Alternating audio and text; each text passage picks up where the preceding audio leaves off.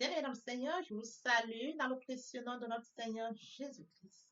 Vous êtes la bienvenue sur cette chaîne, l'unique véritable Dieu, où je partage la parole vivante, la parole efficace, la parole créative, celle qui était depuis le commencement. Je souhaiterais aider chacun de nous à se rapprocher de Dieu afin de développer sa relation d'intimité avec Dieu. Et oui, bien-aimés frères et sœurs en Christ, lorsque vous connectez la chaîne, édifiez-vous via la parole. La parole sans sémence dans le cœur, qu'elle porte. Oui, bien-aimés frères et sœurs en Christ, que cette parole touche vos vies, que cette parole touche, transforme vos vies, que cette parole touche, élimine vos cœurs, sauve les vies. Après vous être édifiés, bien-aimés frères et sœurs, je vous invite à partager. Oui, bien-aimés frères et sœurs en Christ, Jésus-Christ, quand il était sur terre, partage la parole. Il partait d'un point à l'autre. De nos jours, bien-aimés frères et sœurs en Christ, via les réseaux sociaux, nous n'avons pas besoin de nous déplacer, mais nous pouvons utiliser ce moyen pour partager la parole, pour toucher plusieurs aux esprits. Bien-aimés frères et sœurs en Christ, via votre canal, en partageant la parole de Dieu, vous allez toucher et transformer les vies. Via votre canal, en partageant la parole de Dieu, vous allez toucher et transformer les vies. Via votre canal, en partageant la parole de Dieu, vous allez toucher, illuminer les cœurs, sauver les vies.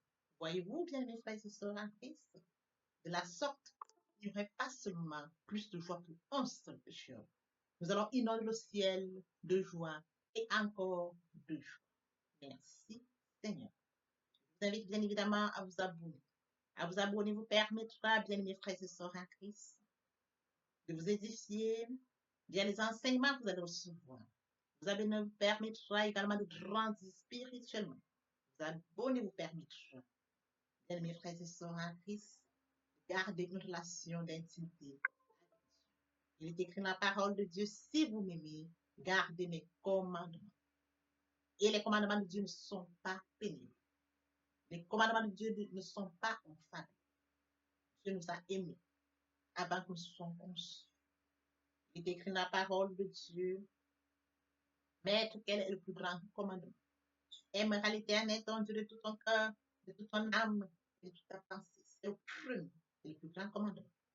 Et voici le second qui lui est semblable. Tu aimeras ton prochain comme toi-même. Et mon Dieu, et mon Dieu, et mon Dieu. Bien-aimés frères et sœurs en Christ, dans le Seigneur, passons en prière. Tendre Père céleste, je viens bénir ton nom ce matin, t'élever, t'honorer, t'élever, t'acclamer, célébrer ta grandeur, l'unique véritable Dieu, c'est toi. Nous bénissons ton Saint-Nom pour cette nouvelle journée que tu nous accordes. Tu déverses sur nous faveur, grâce et bénédiction. Père, nous te sommes infiniment reconnaissants. Santé divine, protection divine, sécurité divine, Père. Ce n'est pas par notre force, c'est par ta grâce. Père, nous te disons infiniment merci. Esprit Saint, viens sanctifier les lieux, dresse autour de moi un mur de feu, afin d'éloigner toute influence négative qui pourrait nuire à ma prière. Arrange ce qui reste là. Conduis-la afin qu'elle parvienne agréablement aux oreilles de mon Dieu. Merci, Saint-Esprit. Père, je te dis merci pour ce moment précieux et précieux que tu me donnes de venir honorer à ce rendez-vous, partager ta parole. Qu'elle te change la vie, qu'elle transforme, sauve la vie, illumine les cœurs, tu sais le faire, l'honneur, la gloire et l'adoration te reviennent pour les siècles des siècles. Au nom puissant de Jésus-Christ, je t'ai prié. Amen. Bien, mes frères et sœurs en Christ dans le Seigneur, il est écrit dans Hébreux 8, frères et sœurs en Christ, poursuivant par la lecture d'Hébreux 12, 24, vous vous êtes approchés de la montagne de Sion, de la cité du Dieu vivant, de Jésus qui est le médiateur de la nouvelle alliance et du sang de l'aspersion qui parle mieux que celui d'Abel. Frères et sœurs en Christ dans le Seigneur, aujourd'hui nous allons partager notre enseignement intitulé Le sang de Jésus. Le point qui captive notre attention ce matin, le sang de Jésus parle. Permettez-moi d'aborder un point très important, celui de mourir en soi et de naître en Christ via la repentance et la conversion. Oui, frères et sœurs en Christ, nous étions de leur nombre, loin du Père, loin de la source, loin de notre premier amour. Par la grâce de Dieu, nous sommes repentis et convertis. Qu'en est-il de mon prochain? Créature merveilleuse, admirable, unique, faite à l'image et à la ressemblance de Dieu, mais loin du Père. Oui, frères et sœurs en Christ, conscients du fait qu'il est écrit dans la parole, Mon peuple périt faute de connaissance, raison pour laquelle je vous invite à vous joindre à moi afin qu'ensemble nous partageons la parole. La parole les atteindra, ils vont s'édifier après cela, ils reviendront à leur premier amour. C'est à votre canal, ils vont se repentir et se convertir. De la sorte, nous allons inonder le ciel de joie et encore de joie. Je consacre la deuxième partie de mon enseignement à cela, où j'aborde plus de détails pour ce qui est de la repentance et la conversion, et je vais suivre la prière. La troisième partie fait suite à la deuxième. Il est question de la nouvelle vie. Les choses anciennes sont passées, voici toutes choses sont devenues nouvelles. Oui, frères et sœurs en Christ, commencement était la parole était avec Dieu, la parole était Dieu. Sur ce, revenons-en à notre enseignement de ce jour, frères et sœurs en Christ. Le sang de Jésus, le point qui captive notre attention ce matin, le sang de Jésus parle. Oui, frères et sœurs, aujourd'hui, nous allons comprendre, nous allons parcourir.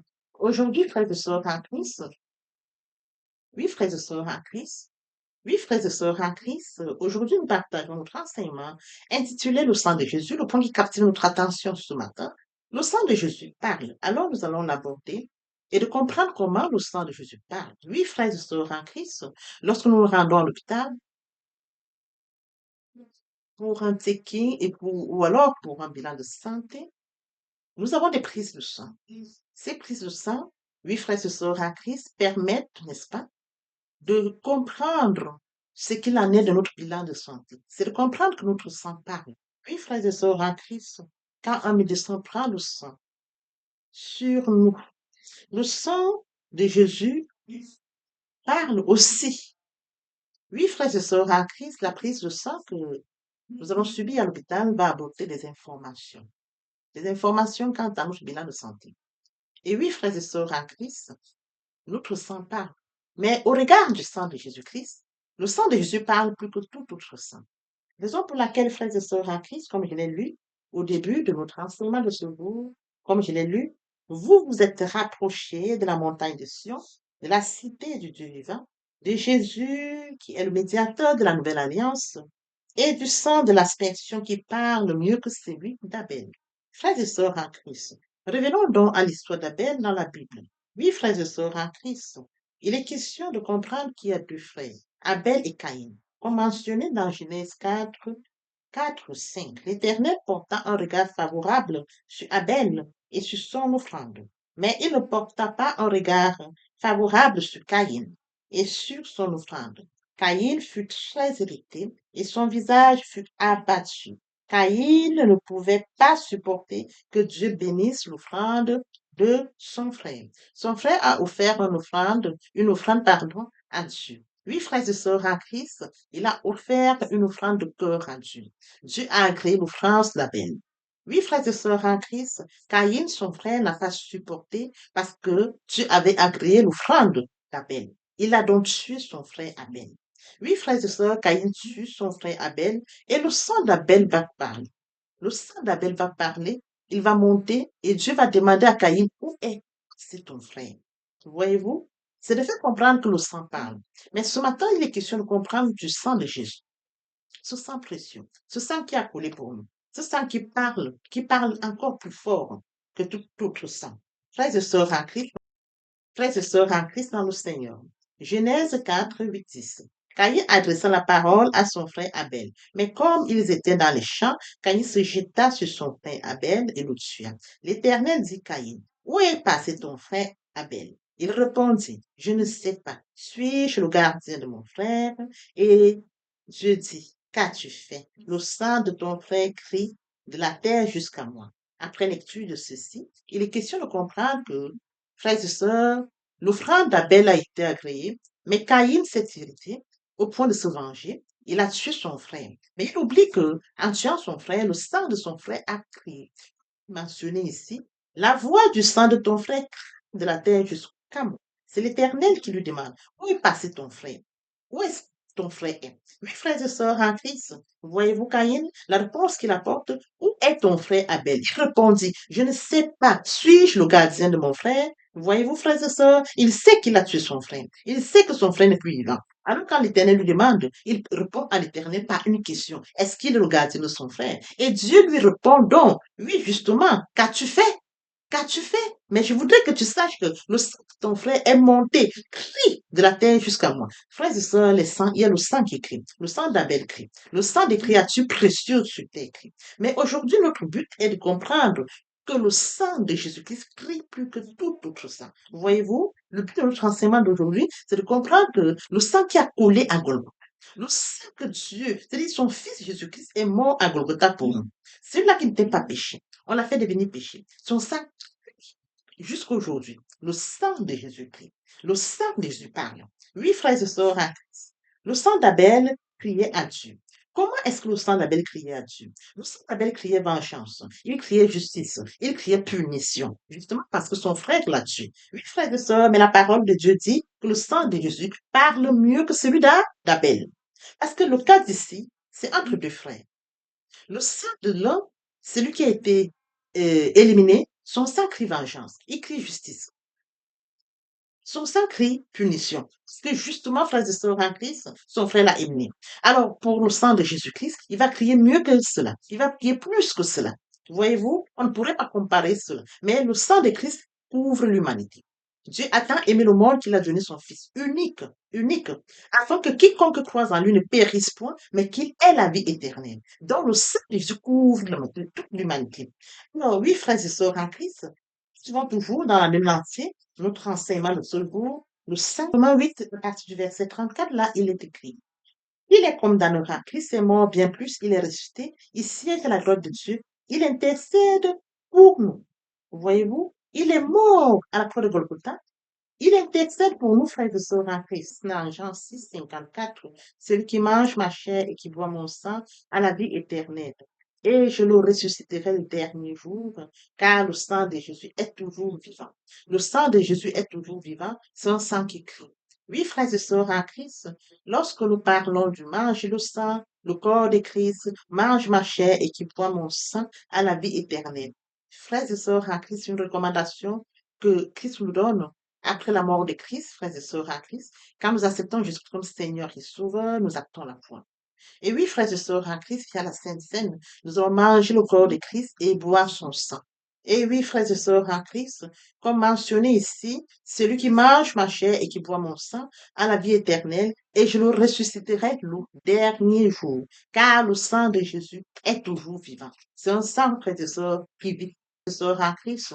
Revenons à notre texte, à notre verset d'Hébreux 12. Mais vous, vous êtes approchés de la montagne de Sion, de la cité du Dieu vivant, la Jérusalem céleste, des myriades qui forment le cœur des anges, de l'assemblée des premiers-nés inscrits dans les cieux, du juge qui est au-dessus de tous, des esprits des justes parvenus à la perfection, de Jésus qui est le médiateur de la nouvelle alliance, et du sang de l'aspersion qui parle mieux que celui d'Abel.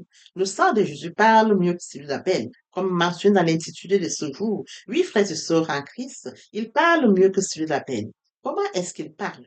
Lorsque le sang de Jésus parle, il dit sa valeur divine s'exprime en termes précis devant le Père céleste.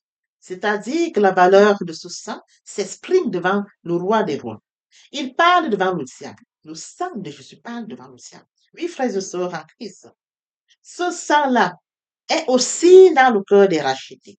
Oui, frères et sœurs en Christ, comme, oui, frères et sœurs, il est dans le cœur des rachetés. Nous trouvons dans ce mot, frères et sœurs en Christ, l'écho des réponses de Samuel, comme mentionné dans 1 Samuel 3:9. Éternel parle, car ton serviteur écoute. Frères et sœurs en Christ, notre position devant notre Père céleste dépend du sang de son Fils. Oui, frères et sœurs en Christ, jour après jour, le sang de Jésus parle. Le sang de Jésus parle et dit au Père que justice soit faite. Le sang de Jésus parle, frères et sœurs en Christ, que le péché est effacé parce qu'il est mort à Golgotha pour nos péchés, pour nos fautes, pour nos manquements. Alors ce sang parle que le péché est effacé. Oui, frères et sœurs en Christ, il parle que personne ne peut plus condamner l'enfant de Dieu. C'est de ça dont le sang de Jésus parle. Il parle, frères et sœurs en Christ, pour ce sang qui est répandu pour l'humanité. Oui, frères et sœurs en Christ, le Père a donné son Fils et il nous a donné toutes choses avec lui. Tout est accompli. Golgotha, il a dit. Le Fils de Dieu a dit à Golgotha, tout est accompli. Dans Romains 8, 32, lui qui n'a point épargné son propre Fils, mais qui l'a livré pour nous tous, comment ne nous donnera-t-il pas aussi toute chose qu'est l'amour? N'a pas épargné son Fils et qu'il l'a livré pour nous, comment il ne peut pas nous donner quelque chose, toute chose? Oui, frères et sœurs en Christ, il n'épargne aucun bien, ni humain, ni spirituel, à celui ou à celle en qui le sang accomplit un tel changement. Oui, frères et sœurs en Christ, la voix du sang de Jésus existe réellement devant le Père. Nous devons être, oui, frères et sœurs en Christ, telle doit être notre prière. Tel doit être le thème de nos prières et de nos louanges. Oui, frères et sœurs, devant Satan, ce sang parle aussi en termes de quoi? Devant Satan, le sang de Jésus parle en termes de juridique. Le sang de Jésus parle en termes précis devant Satan. Qu'est-ce que ce sang dit devant Satan? Il parle en termes très précis. Il parle en termes juridiques, frères et sœurs. Il parle en termes juridiques. Il dit, le sang dit non seulement à l'ennemi qu'il est vaincu, mais encore que nous sommes rachetés à son pouvoir. Le sang de Jésus parle en ces termes. Oui, frères et sœurs, en Christ, de captifs et prisonniers que nous étions, nous sommes libérés. Nous sommes libérés par la voix du sang précieux de Jésus-Christ qui a coulé à Golgotha, qui a proclamé dans tout l'enfer qu'il n'existe plus de condamnation pour nous. Frères et sœurs en Christ, il est très important que nous comprenions que ce sang se fait entendre dès que l'accusateur fait entendre sa voix. Le sang crie, le sang répète, il crie, tout est accompli. Il est très important que nous comprenions cela. C'est une situation, nous rappelons que l'œuvre de la croix ne doit pas être vaine. Le sang a coulé à Golgotha. Ce sang précieux, nous rappelons, devant le diable. Dieu a coulé, Dieu a donné son Fils unique, afin que quiconque croise en lui ne périsse point, mais qu'il ait la vie éternelle. Oui, frères et sœurs en Christ, à Golgotha, il a dit, Père, pardonne-leur, car ils ne savent pas ce qu'ils font. Il l'a dit à Golgotha. Père, pardonne-leur, car ils ne savent pas ce qu'ils font. Il a dit, tout est accompli. Alors, si ces paroles ont été dites à Golgotha, si ces paroles ont été dites avant qu'il ne quitte, avant qu'il ne meure, frères et sœurs en Christ, pourquoi ces paroles devraient-elles être vaines? Nous devrions tenir compte de cela. Nous devrions être fermes. Nous devrions chaque fois rappeler que l'œuvre de la croix ne doit pas être vaine. Rappeler devant toute situation que Christ a dit à Golgotha, Père, pardonne-leur, car je suis pardonné. Je suis conscient qu'il a dit pardonne, je suis déjà pardonné. Parce que j'ai accepté Jésus-Christ comme Seigneur et Sauveur avec foi. Et face à une situation, frères et sœurs, je réclame, j'ai dit au diable, il a dit tout est accompli. Cette situation, je la refuse. Cette autre, je la refuse. Parce qu'à Golgotha, tout est accompli. Nous devons savoir répliquer. Parce que ce sang ne doit pas parler pour rien. Il a crié, frères et sœurs en Christ, je m'en tiens à cela. Il est écrit dans Apocalypse 12, 11. Ils ont vécu à cause du sang de l'agneau, à cause de la parole de leur témoignage. Ils n'ont point aimé leur vie jusqu'à craindre la mort. Oui, frères et sœurs en Christ. Une prélecture d'Apocalypse 12, 11. Satan, une prélecture d'Apocalypse 12, 11. Il est question de comprendre que, oui, frères et sœurs, Jésus a versé son sang pour nos péchés. Nous sommes déjà vainqueurs. La victoire est remportée au prix du sacrifice. C'est lui de Jésus-Christ qui est mort à notre place pour nos péchés. Et ce que nous faisons à cause de notre foi en lui. Parce que nous avons accepté la foi, nous avons accepté que Jésus-Christ est Seigneur et Sauveur. Oui, frères et sœurs en Christ. Dans Romains 12, 1, je vous exhorte donc, frères, par la compassion de Dieu, à offrir vos corps comme des sacrifices vivants, saints, agréables à Dieu, ce qui sera de votre part un culte raisonnable. Frères et sœurs en Christ, ne craignons pas d'affronter Satan, mais servons Dieu avec loyauté. Servons Jésus-Christ avec loyauté, car c'est lui qui nous a conduits à la victoire. Oui, frères et sœurs en Christ, comme mentionné dans Romains 11, 1, je vous exhorte donc, frères, par des compassions de Dieu, à offrir vos corps comme des sacrifices vivants, saints, agréables à Dieu, ce qui sera de votre part un culte raisonnable. Vous serez saints car je suis saint. Papa, je t'aime. Papa, je t'aime. Oh. Papa, je t'aime, tu es mon papa. Papa, je t'aime, papa, je t'aime, oh. Papa, je t'aime, tu es.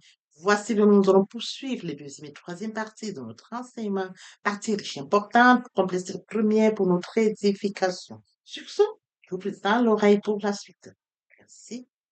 Dans un Christ, il passe de l'âme vivante à l'esprit vivifiant. Il est bien évidemment écrit à Jean 3. Il est bien évidemment écrit dans Jean 3, 8.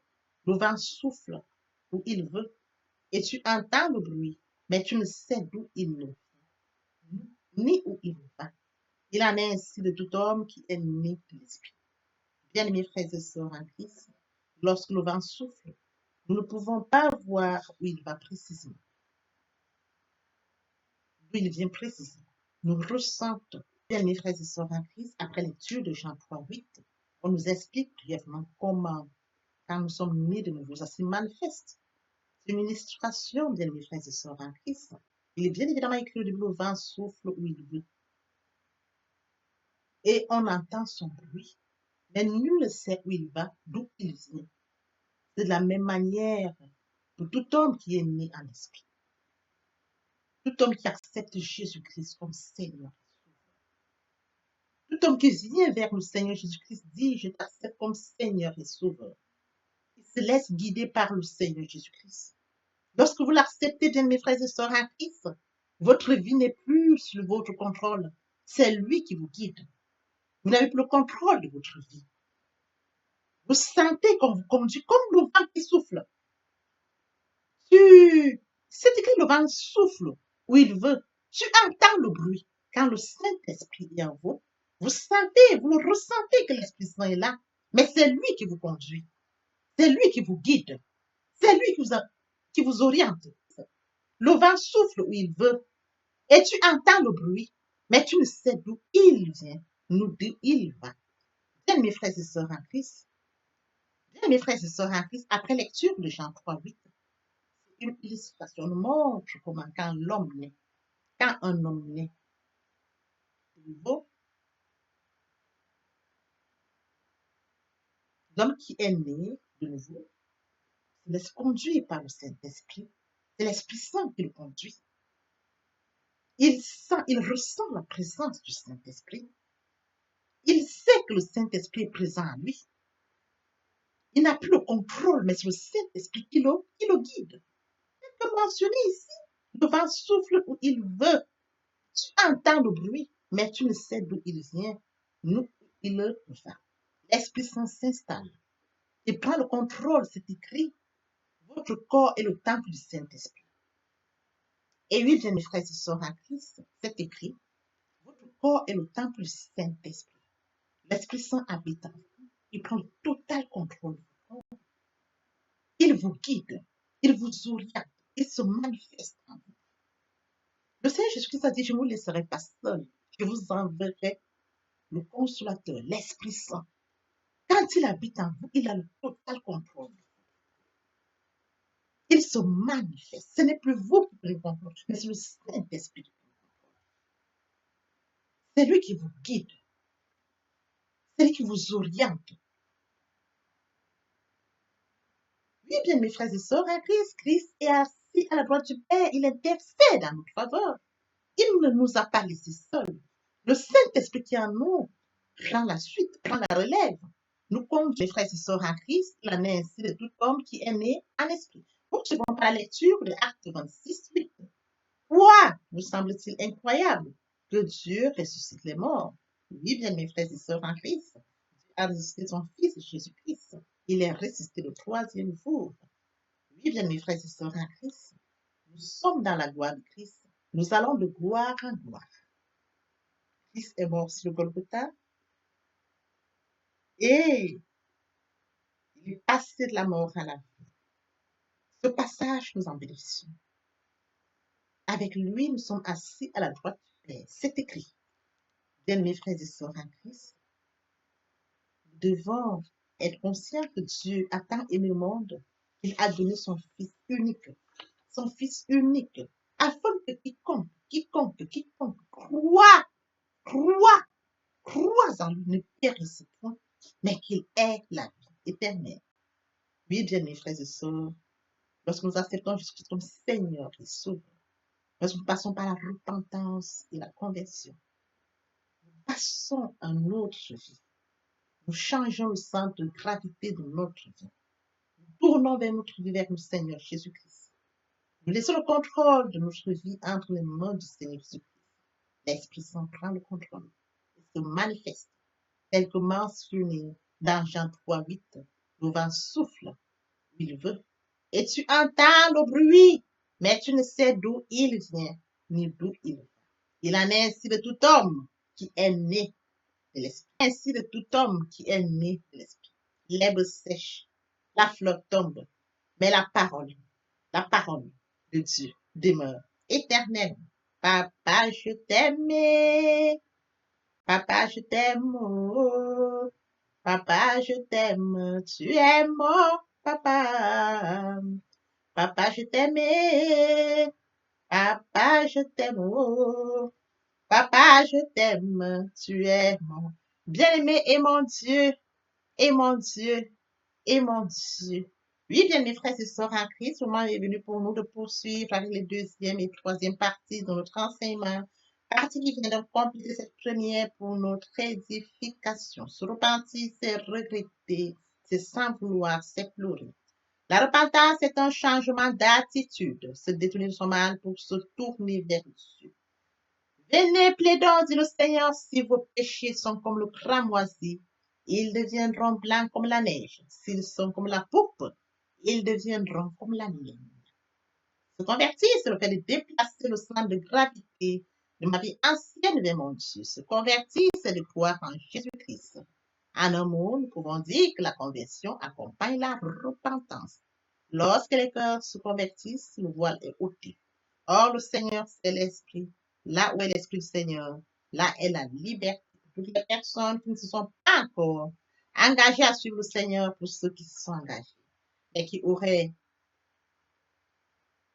pour ceux qui se sont engagés, et qui auraient abandonné quelque raison que ce soit, le moment est venu pour nous, bien mes frères et sœurs en Christ, de passer en prière via cette chanson. Miséricorde insondable, Dieu peut-il tout pardonner? Absoudre si coupable et mes péchés oubliés. Jésus, je viens à toi, tel que je suis, je viens à toi. Jésus, je viens à toi, tel que je suis, papa. Ah, répétez après moi la prière, Seigneur Jésus. Je m'engage à te suivre tes souffles. Je sais que tu es mort sur la croix de Golgotha. Le troisième jour, tu es ressuscité afin que je sois justifié. Merci, Père, pour l'œuvre de la croix. Merci pour l'amour que tu as manifesté au travers de ton Fils. Merci, Seigneur, pour le salut de mon âme. Merci pour avoir sauvé mon âme. Amen. Notre Père Céleste, merci pour tes âmes précieuses. Merci pour l'engagement que tu leur donnes. Mon Dieu, mon roi, je te prie de veiller, de conduire, afin qu'ils y restent.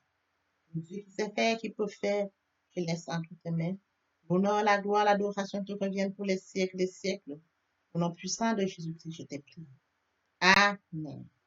Oui, bien, mes frères et sœurs en Christ dans le Seigneur, après cette sincèrement repentie et converti, il faut y rester, il faut y demeurer. Comment le faire? Premièrement, invoquer le Saint-Esprit. L'Esprit Saint prendra contrôle durant la méditation.